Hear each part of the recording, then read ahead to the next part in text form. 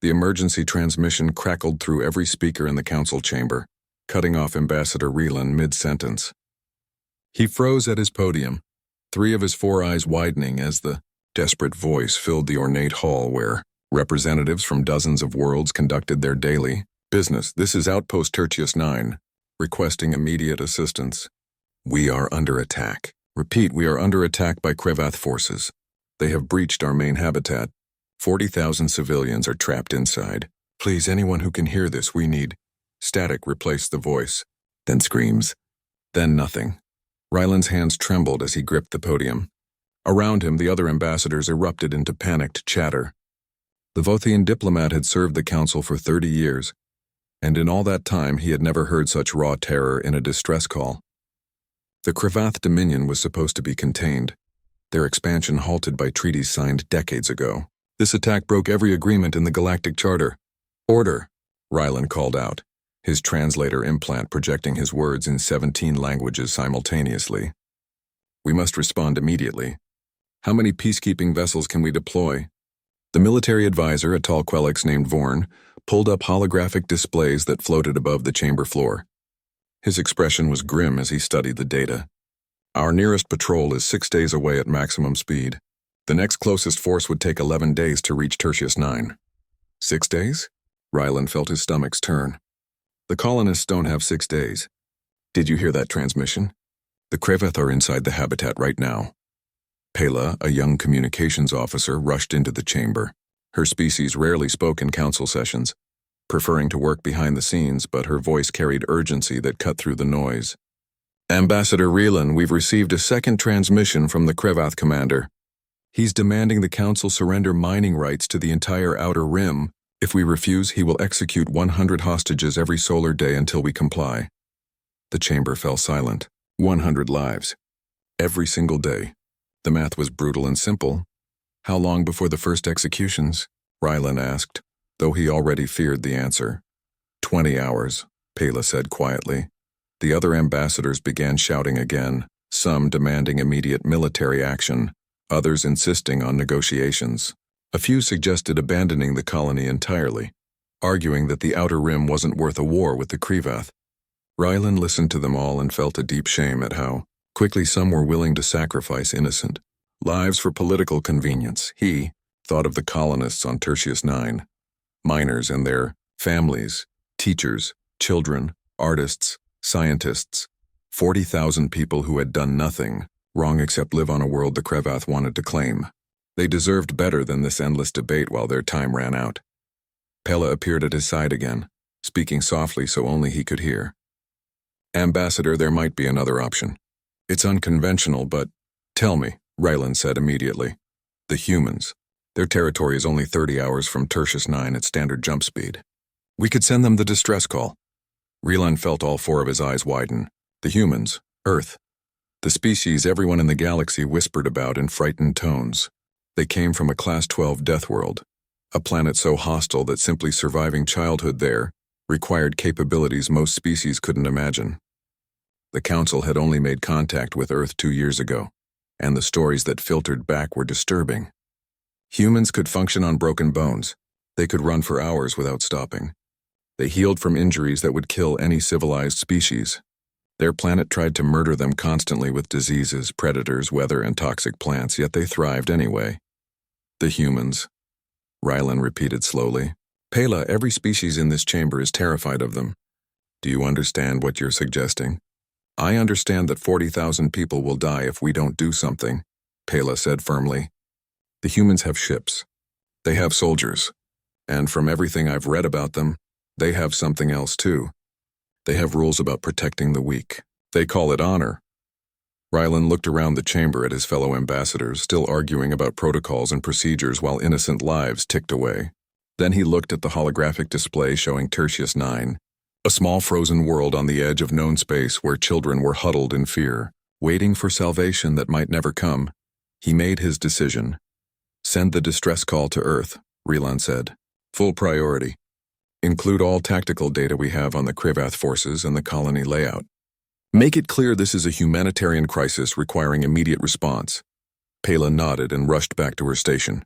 Around Rylan, Several ambassadors had overheard. They stopped arguing and stared at him with expressions ranging from shock to horror. "You can't be serious," Ambassador Trell of the Brinthi delegation said, his scaled face pale. "The humans? Ryland, they're deathworlders. We don't know what they'll do. They could be worse than the Krevath." "Then we'll find out," Ryland said calmly. "Because right now the Krevath are murdering civilians, and we have 20 hours before they start executions. If you have a better idea, I'm listening." No one spoke. Ryland watched Pela work at her console, her fingers flying across holographic controls as she compiled the distress call. He knew this decision might end his career. The Council might censure him for inviting Deathworlders into civilized space without proper debate and approval. But he also knew that he could live with losing his position. What he couldn't live with was doing nothing while 40,000 people died. The transmission launched, piercing through hyperspace toward a small blue world that most of the galaxy feared. Ryland wondered what the humans would do. Would they ignore the call? Would they come but demand impossible payment?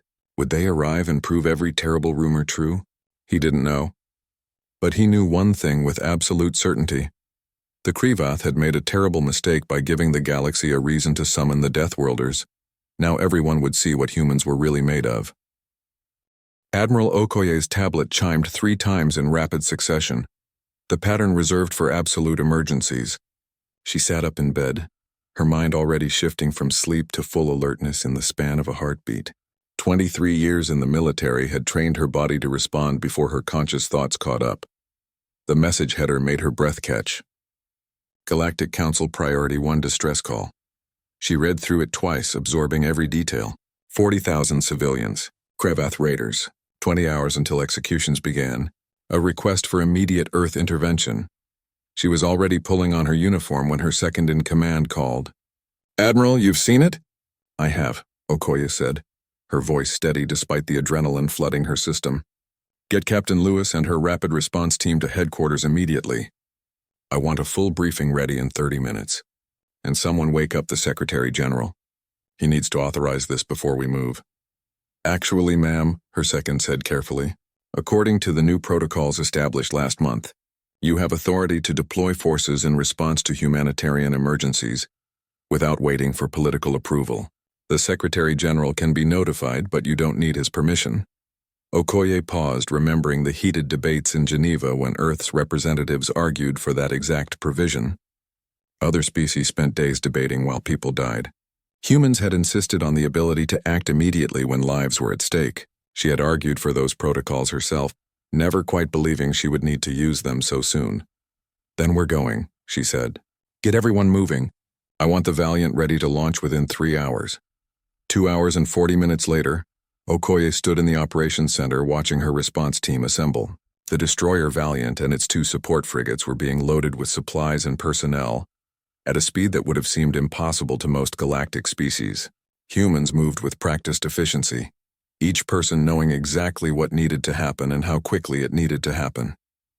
Captain Lewis arrived, looking like she had just stepped out of a recruitment poster, despite being awakened in the middle of the night. She was young for a ship commander, only 34, but her record spoke for itself. 3 tours in disaster relief operations, 2 medals for valor, a reputation for keeping her crew alive through impossible situations. "Admiral," Lewis said, saluting crisply, "my crew is ready. We can launch in 15 minutes if needed." "Take 20, Okoye said. "I want you to understand exactly what you're walking into. The Krevath aren't like anything we've faced before. They're a warrior culture that values conquest above everything else. They've held this colony for hours already, which means they've had time to fortify and prepare defenses." Lewis studied the holographic display showing Tertius 9's layout. Her eyes moved over the data with sharp intelligence, noting details most people would miss. 16-to-1 odds, hostages spread across multiple locations, limited intel on Krevath capabilities. She looked up at Okoye. "Ma'am, my crew volunteered for this kind of work. We know what we're getting into." "I know," Okoye said quietly, "but I need you to understand something else. The galaxy is watching. Earth has been part of the Council for 2 years, and most species are still terrified of us. They've heard stories about Deathworlders, about what humans can do. This mission isn't just about saving those colonists. It's about showing the galaxy who we really are." "Then we'll show them," Lewis said firmly. "Permission to address my crew before launch?" Okoye nodded, and together they made their way to the hangar where 300 volunteers waited. These weren't regular military personnel. Earth's rapid response team drew from every branch of service plus civilian specialists, combat medics, search and rescue technicians, negotiators, engineers, people who had trained their entire lives for the specific purpose of saving others. Lewis stood before them, her voice carrying clearly in the massive space. You all know why we're here. 40,000 people are being held hostage by a force that outnumbers us 16-1. The odds don't look good on paper, but we're not going there to fight a war. We're going there to save lives. She paused, letting her words sink in. Every galactic species is watching us right now. Most of them are afraid of what humans might do. They've heard stories about deathworlders, about violence and aggression and survival instincts that border on frightening. Today, we're going to show them what being from a deathworld really means. It means we don't give up. It means we protect those who can't protect themselves. It means we run toward danger while others run away. The hangar was silent except for the hum of the ship's engines warming up. The rules of engagement are simple, Lewis continued. We use minimum necessary force. We prioritize civilian safety above all else. We treat any wounded we encounter, including enemy combatants. We show mercy whenever possible. And we do not leave anyone behind. She looked at each section of her crew in turn. I know some of you are scared. That's good. Fear keeps us smart. But don't let it stop you from doing what we trained for. Those colonists are counting on us. The galaxy needs to see that humans can be trusted with power. So let's go remind everyone why Deathworld evolution gave us such strong protective instincts. The crew responded with determined nods and quiet affirmations. No dramatic speeches or war cries, just professionals acknowledging a difficult job that needed doing. As the teams filed onto their ships, Okoye pulled Lewis aside one last time. The Krivath executed 5 hostages to make a point during their last transmission. They're ruthless and they're committed to showing strength through cruelty. Don't underestimate them. I won't, Lewis promised. But they're about to learn that human strength doesn't come from cruelty. It comes from something they can't understand. It comes from caring about people we've never met. 20 minutes later, the 3 ships launched, accelerating toward the edge of Earth's system, where they would make the jump to hyperspace. Behind them, Earth's population watched the news broadcasts, hoping and praying for their representatives in space. Ahead of them, 40,000 terrified colonists waited for salvation. And throughout the galaxy, species monitored the human fleet's progress with a mixture of hope and dread.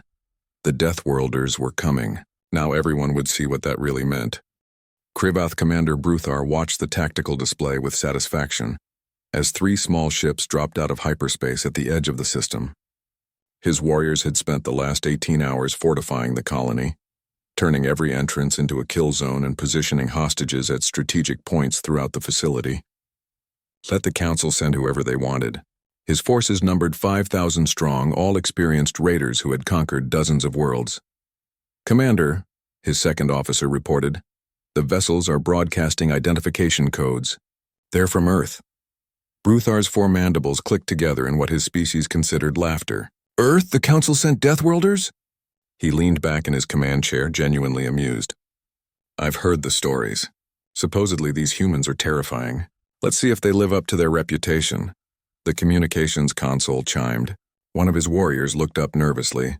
Sir, the humans are broadcasting on all frequencies. They're requesting to negotiate. Put it through, Bruthar said, still amused. A human female's voice filled the command center, speaking in perfectly translated Krivath. Her tone was calm and professional.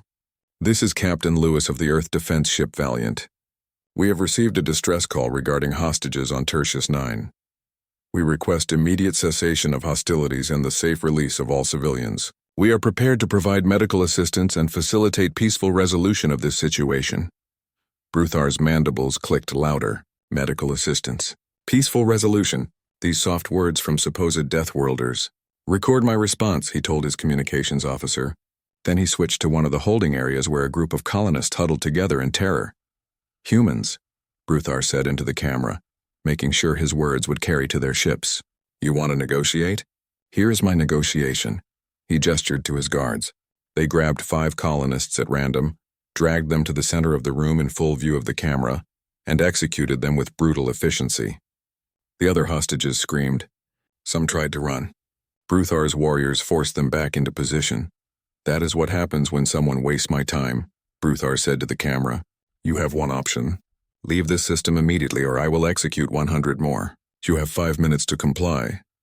He cut the transmission and returned to his tactical display, expecting to see the human ships preparing to retreat. Instead, they went completely silent. No transmissions, no movement. They simply held position at the system's edge. 60 seconds passed. Then another 60. "What are they doing?" Bruthar's second officer asked, sounding uncertain for the first time.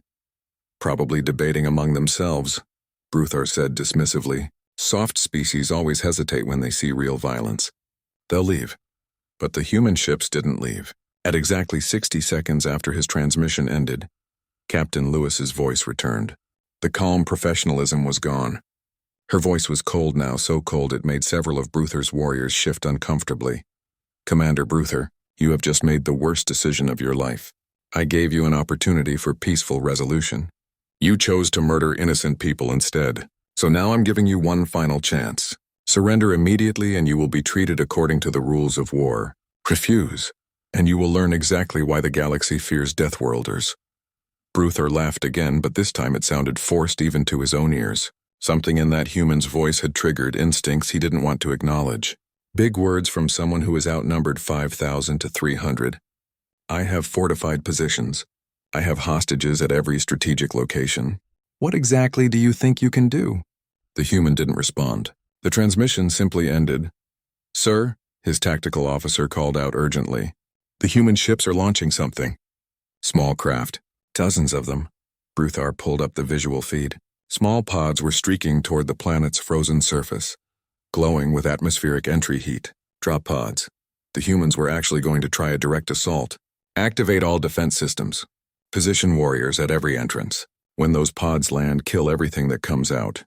His warriors rushed to battle stations. Bruthar watched the pods descend, already planning how he would broadcast the humans' defeat across the galaxy. This would be a lesson to anyone who dared challenge the Krevath. The pods entered the final approach. Bruthar's warriors aimed their weapons at the expected landing zones near the main entrances. They had practiced this. They knew how to repel boarders. Then something unexpected happened. The pods didn't land at the entrances. They spread out across the entire colony, hitting locations Bruthar hadn't even considered defending. Mining tunnels that were supposed to be sealed. Ventilation shafts that were too small for assault forces. Maintenance access points that his intelligence said were non-functional. "What are they doing?" Bruthar demanded. "Get me visual on those breach points." The cameras showed human soldiers emerging from 40 different locations simultaneously. They moved with frightening precision, each team immediately establishing secure positions and advancing through the facility like they had memorized every corridor. Bruthar's warriors rushed to respond, but they had positioned themselves to defend the main entrances. Now they were scattered and disorganized.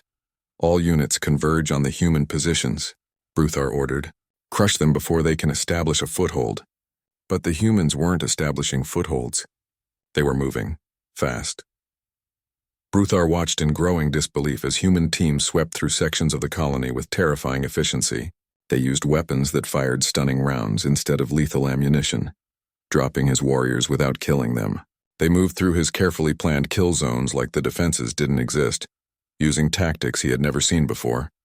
Within minutes, alarms were going off throughout the facility. Within 10 minutes, Bruthar realized he had lost control of the southern sector. Within 15 minutes, the humans had secured 3 of the 4 hostage-holding areas and were evacuating civilians through routes his warriors couldn't reach. "How?" Bruthar whispered, staring at his tactical display as green markers representing his forces blinked out one by one, replaced by red markers showing human positions. "How are they doing this?" His second officer looked terrified. "Sir, they're using 3-dimensional warfare. They're not just moving horizontally through corridors. They're using the entire structure.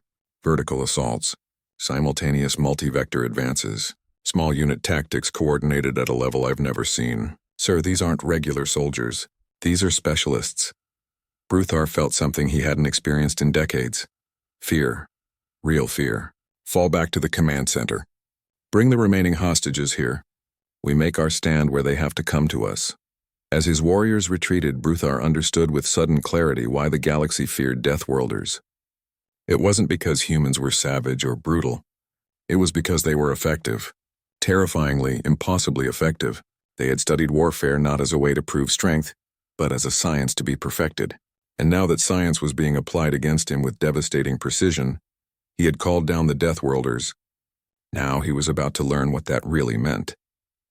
Sergeant Foster pressed her back against the cold metal wall outside the command center, listening to the panicked voices of Cravath warriors on the other side. Her team of 12 had made it through 3 levels of the colony in just under 18 minutes, and now they faced the last stronghold.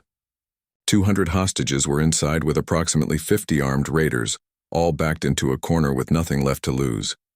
"Report," she whispered into her comm unit. "Medical teams have secured the 3 primary holding areas," came the reply from Lieutenant Hassan. "We're evacuating civilians through the mining tunnels. Estimated time to complete extraction is 40 minutes. Casualties? 3 of ours, Rodriguez, Park, and Williams. All 3 died covering civilian evacuation routes." Hassan's voice was tight with controlled grief. "Enemy casualties are 38 confirmed dead, approximately 400 wounded and captured. The wounded are receiving treatment." Foster closed her eyes briefly. 3 good people gone. But 40,000 civilians were being saved because of them. That was the trade. It was always the trade. "Understood. Tell medical to treat the Cravath wounded with the same priority as ours. No exceptions." "Copy that. Captain Lewis is requesting direct contact. Patching her through now." Captain Lewis's voice came through clear and calm. "Sergeant, what's your assessment of the command center situation?" "Fortified position with high-value hostages, including children. Commander Bruthar is inside with his elite guard. He's got nowhere to go, which makes him dangerous. If we breach by force, civilians will die." Foster checked her tactical scanner. "I'm recommending we let you try talking to him first, Captain." "Agreed. I'm on my way down. Hold position and keep your team ready, but do not engage unless civilians are in immediate danger." Foster signaled her team to maintain their positions. Around her, the other soldiers waited with the patient readiness that came from years of training. These weren't glory seekers or combat addicts. They were professionals who understood that the best victories were the ones where everyone walked away alive. 10 minutes later, Captain Lewis arrived with 2 Marines serving as escorts. She wore no armor, carried no visible weapons, and walked with the kind of confidence that made even Foster's veteran team look twice. The captain studied the command center entrance for a moment, then keyed open a direct communication channel. "Commander Bruthar, this is Captain Lewis. I'm standing outside your command center. I want to talk." The response was immediate and angry. "Talk?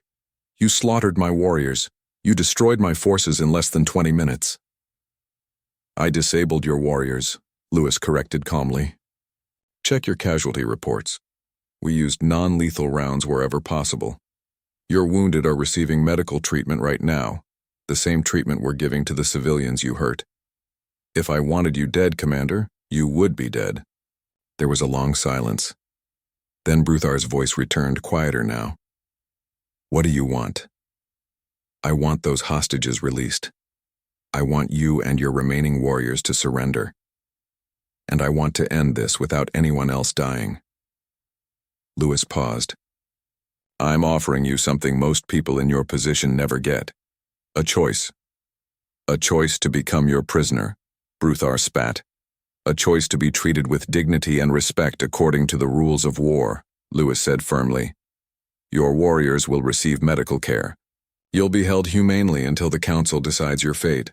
No torture, no execution, no brutality. That's what humans mean by the rules of war." "Why?" The question came out almost desperate. "Why would you offer mercy to someone who killed your people?" Foster watched Captain Lewis take a breath before answering. When she spoke, her voice carried a weight that made everyone listening go still. "Because 3 of my crew died today protecting people they never met.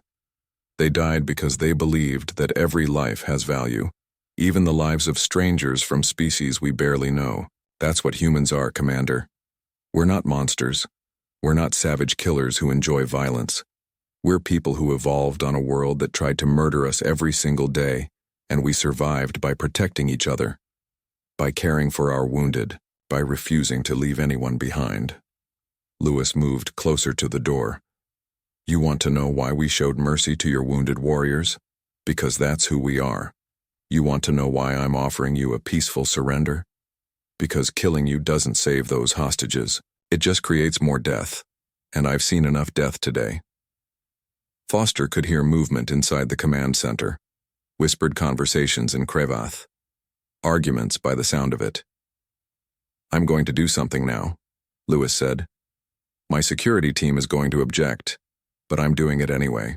I'm going to open this door and walk inside, alone, unarmed. You can kill me if you want, but if you do, those hostages still don't go free. My soldiers have orders not to breach as long as civilians are alive inside. You'll be trapped in there until you starve or go mad. Captain, no. Foster started to protest, but Lewis held up one hand. Or, Lewis continued, you can let me come in. Let me see the hostages. Let me prove to you that humans can be trusted. And then we can end this the right way. The door lock clicked. Foster's entire team tensed, weapons ready. The door slid open, revealing a dark corridor beyond. Captain Lewis walked forward without hesitation, disappearing into the command center. The door closed behind her. All teams, hold position.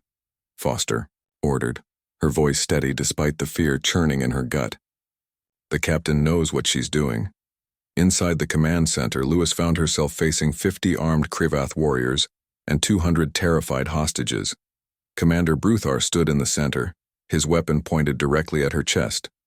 For a long moment, nobody moved.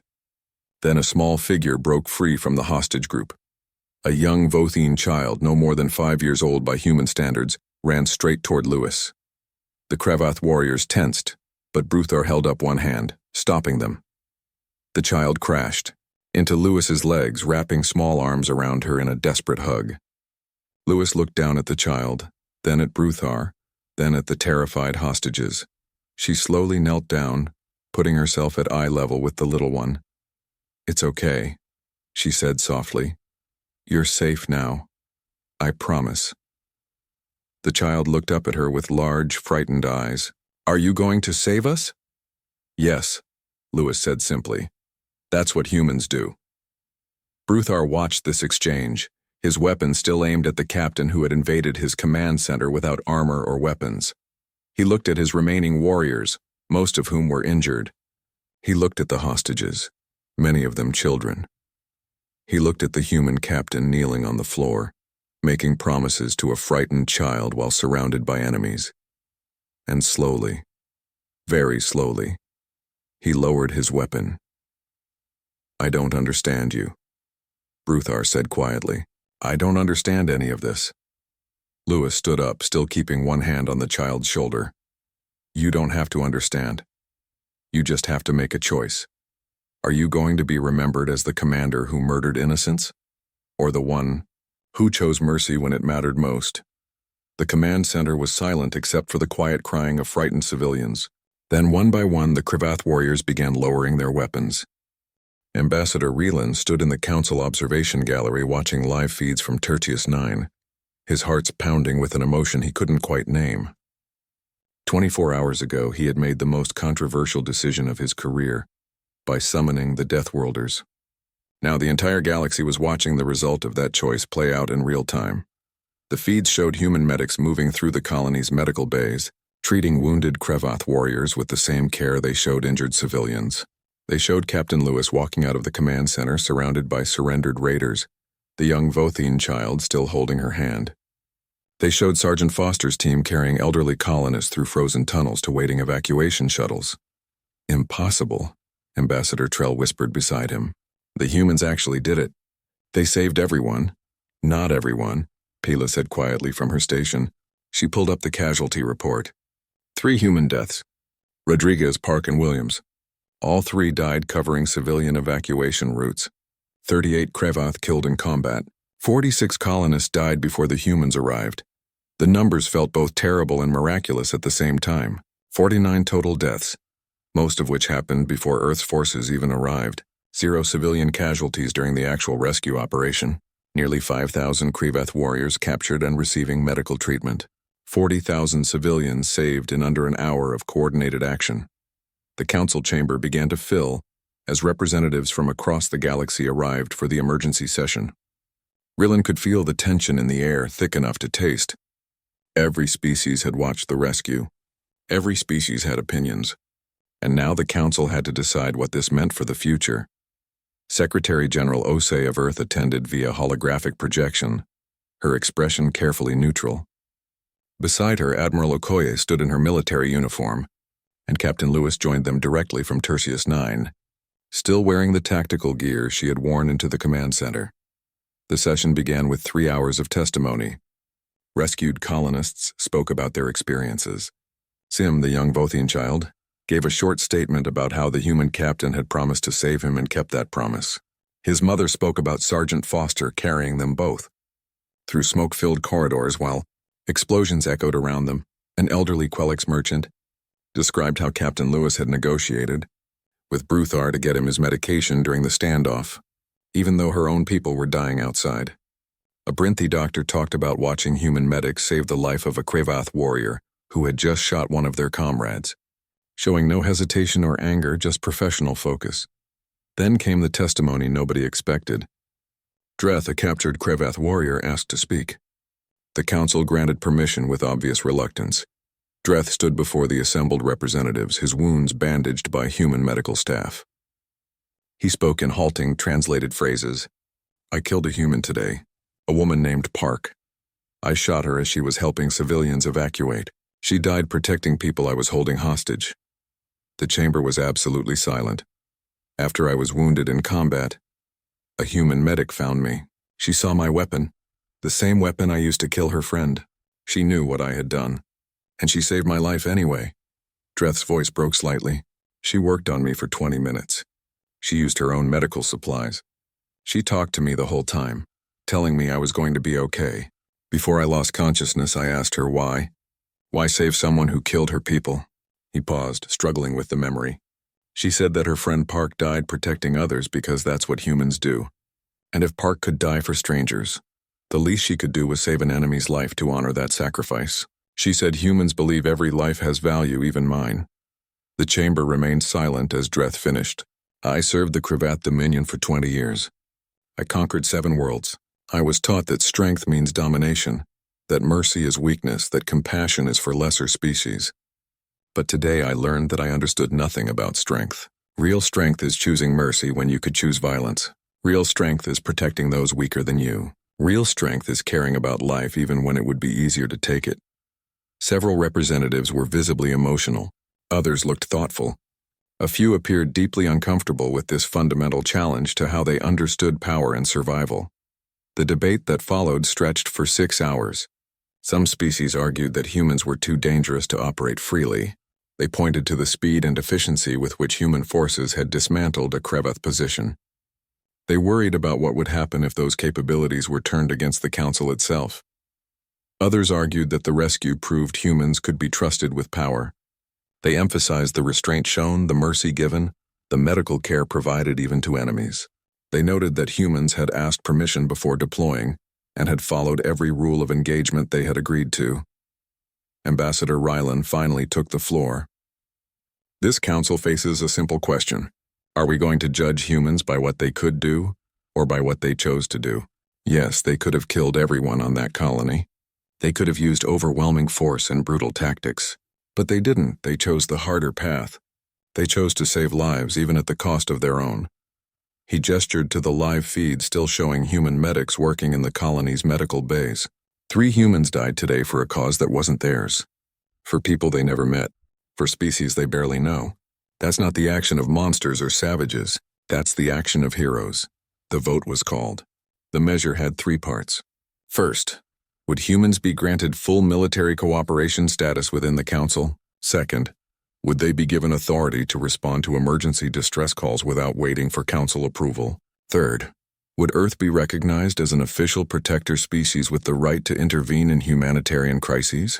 The voting took 30 minutes. Rillen watched the numbers climb on the holographic display, his heart's racing. When the final tally appeared, he felt tears forming in 2 of his eyes. 73% approval on all three measures. The chamber erupted in noise, some celebrating, others protesting. Secretary General Osei remained calm and composed as she addressed the council. Earth accepts these responsibilities with full understanding of what they mean. We will not abuse this trust. We will continue to operate according to the highest ethical standards, and we will always prioritize the protection of innocent life. As the session ended and representatives filed out, Rylan found himself approached by Ambassador Trell. The Brinthi diplomat who had warned him against summoning the Deathworlders now looked thoughtful. "I was wrong about them," Trell said simply. "I thought Deathworld origins made them dangerous. I didn't understand that those same origins made them protective. They evolved to survive by working together, by caring for their vulnerable, by refusing to leave anyone behind. That's what makes them strong," Rylan nodded. "The galaxy is going to take time to adjust to this, but I think we're all safer knowing that when someone calls for help, the humans will come running, whether we want them to or not," Trell said. But he was smiling slightly. On Tertius 9, the last evacuations were completing. Captain Lewis stood in the colony's central plaza, watching her medics work. Sergeant Foster joined her, both of them exhausted but satisfied. "We lost good people today," Foster said quietly. "We did," Lewis agreed, "but they died for something that mattered.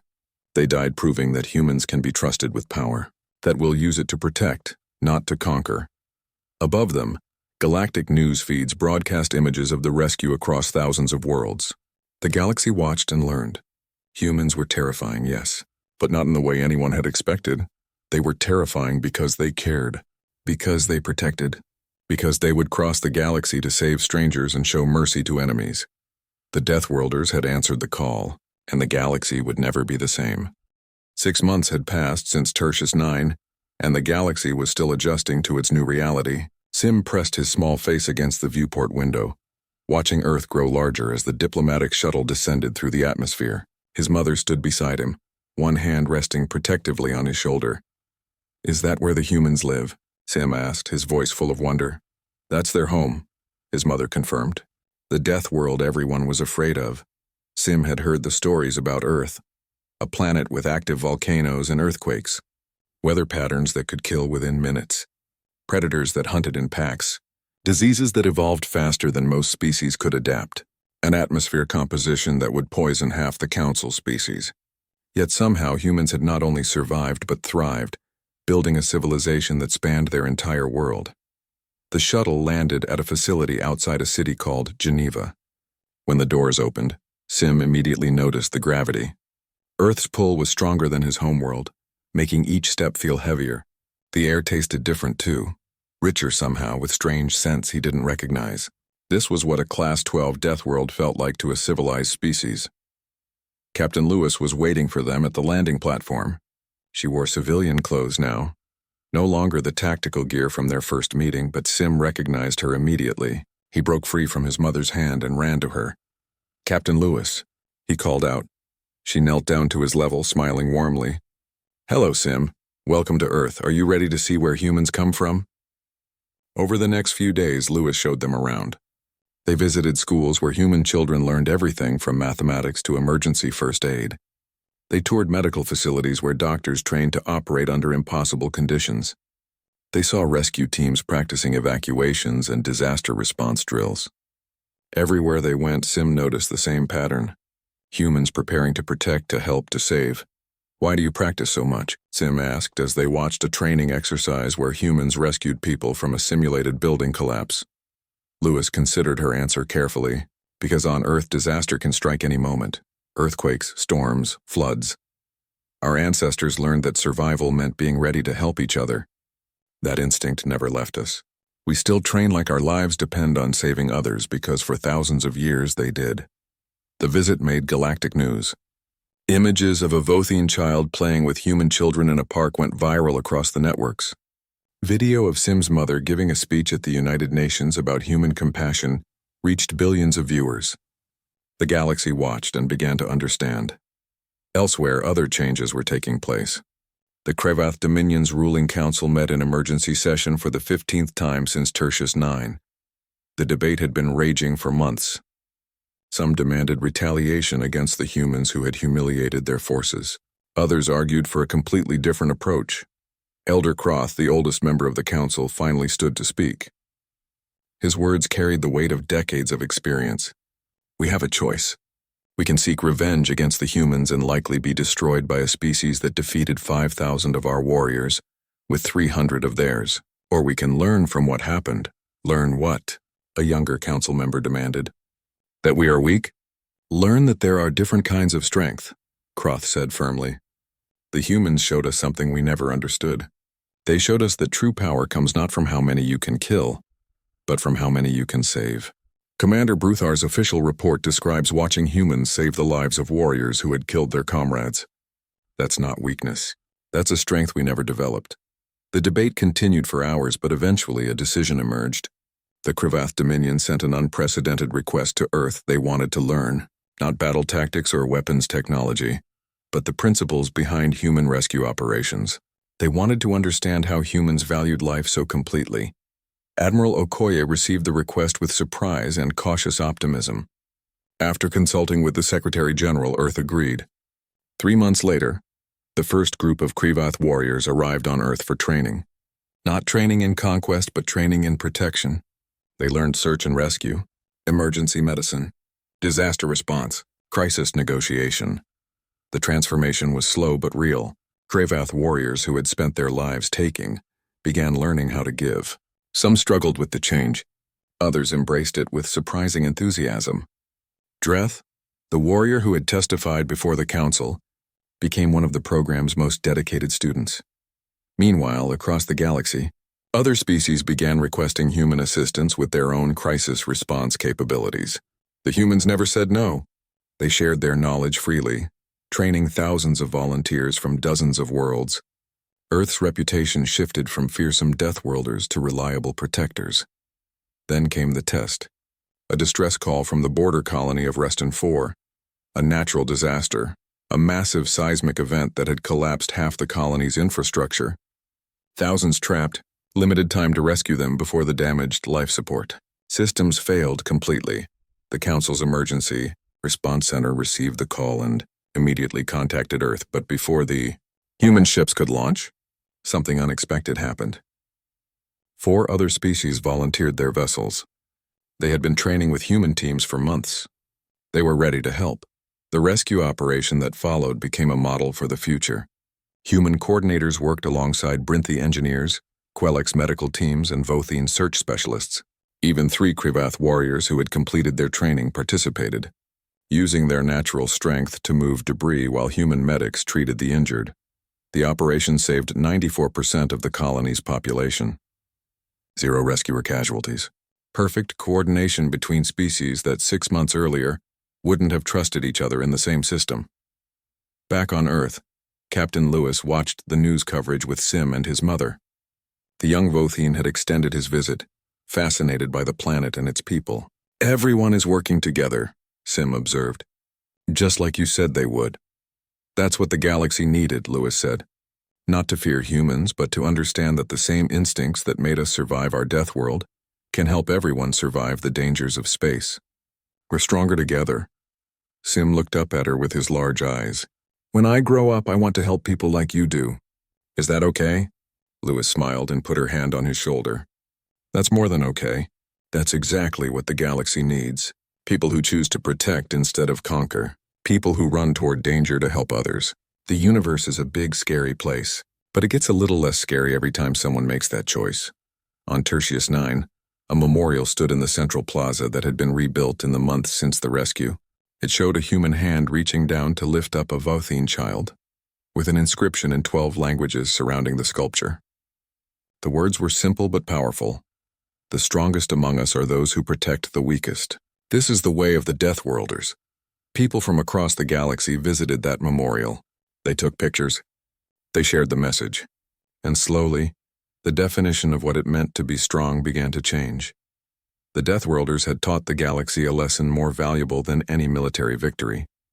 They had shown everyone that true strength wasn't measured in how much destruction you could cause, but in how much life you could preserve. That mercy wasn't weakness, but the highest form of courage. that the instincts that helped humans survive Earth's endless dangers could be channeled into protecting others across the stars. The galaxy had called the Deathworlders in a moment of desperate need, and the Deathworlders had answered by showing everyone a better way forward, not through conquest, not through domination, but through compassion, courage, and an unwavering commitment to the belief that every life, no matter how strange or different, had value worth fighting for. That was humanity's gift to the galaxy, and the galaxy was finally ready to receive it.